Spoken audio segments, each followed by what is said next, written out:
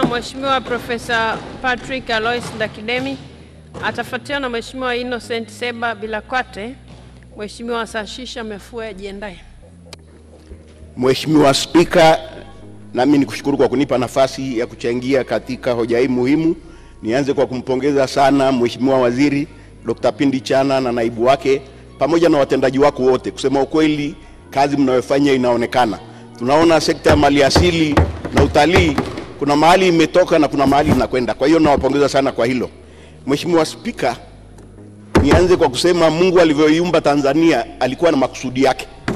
Aliweka Tanzania hapa ilipo na akatupa 32.5 kama rasilimali za mali asili. Alikuwa na nia njema kabisa kwa ajili ya Tanzania. Na katika hizi rasilimali ambazo ametupa kuna vitu vingi vizuri ambavyo Mungu ametukabidhi. Mlima Kilimanjaro ukiwepo, mbuga za wanyama, taja vitu vyote vizuri ambavyo Mungu ameviumba akaviweka Tanzania. Na vitu vyote hivi Mheshimiwa Spika vinavutia utalii.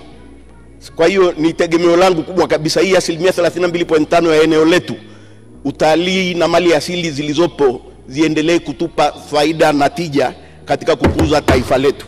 Mheshimiwa Spika, tumeshaona utalii una faida nyingi sana. Waziri ametupa data nyingi nzuri na tumeona imechangia kikamilifu vizuri kwenye pato la taifa.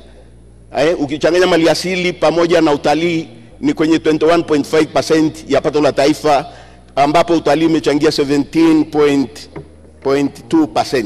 Hii ni hatua nzuri, na watalii, idadi ya watalii imeongezeka kama ulivyosema kutoka kiasi fulani kwenye 900,000 wale wa nje mpaka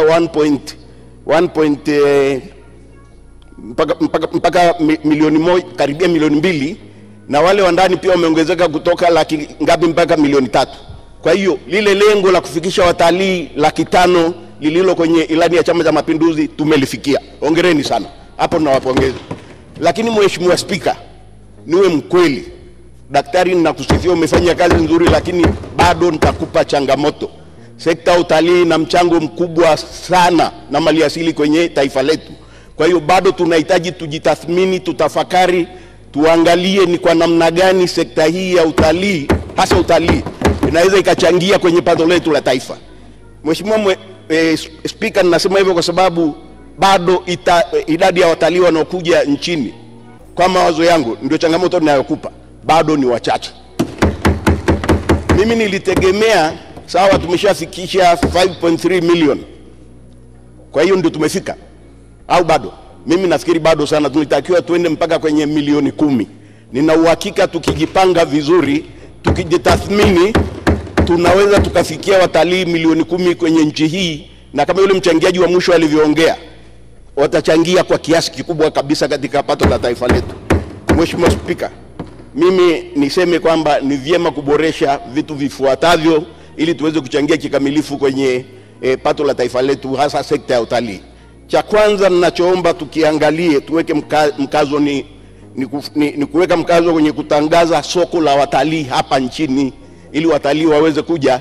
Bado idadi ni ndogo kwa mawazo yangu, na tumeona mafanikio makubwa ambayo tumepata kutokana na filamu ya Royal Tour ambayo rais ameshiriki na ile ya Amazing Tanzania ambayo pia rais ameshiriki. Sasa ni waombe kama wizara, serikali iendelee kufanya vitu kama hivi, kutangaza masoko, kukamata nchi mbalimbali ambazo ni wateja wetu kwenye sekta ya utalii. Kwa mfano, tunaweza tukamshirikisha tena rais tukamuomba, na na hakika hata kataa, tuende kwa Waarabu pale, tucheze filamu inayofanana na wao, watafurahia, watairusha kwenye dunia ya Waarabu na mambo yatakwenda vizuri.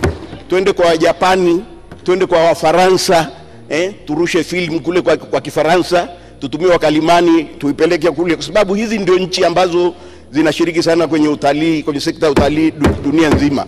Na pia tuende India na kwa watu wa Australia, tuonyeshe vitu ambavyo tunavyo. Na Mheshimiwa Spika, niipongeze wizara, imeshaanza kampeni nzuri kwa kutumia mashirika ya ndege. Tujiongeze zaidi. Hapo mmefanya vizuri.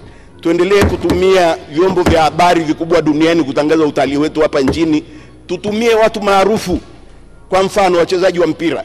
Najua mmesema kwenye ligi zile mnapeleka huko, lakini wachezaji maarufu wa mpira mkiwaleta hapa, hata wasipolipa, umlete Lionel Messi hapa, umlete Ronaldo, au tutumie watu wengine maarufu duniani. Kwa mfano mkimleta Bill Gates, ni rafiki yetu, akija hapa akionekana yuko kwenye mbuga zetu za wanyama, ama Serena Williams, watu wengine wote maarufu tukiwatumia wale, na hakika tutakuwa tumeitangaza sekta yetu ya utalii vizuri na mambo yetu yatatunyokea.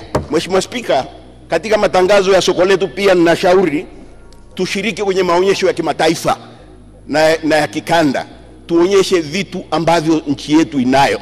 Kwa mfano kule kwenye maonyesho najua kuna kitu kinaitwa ITB, kiko kule Berlin kwa Jerumani kule, tuende kwenye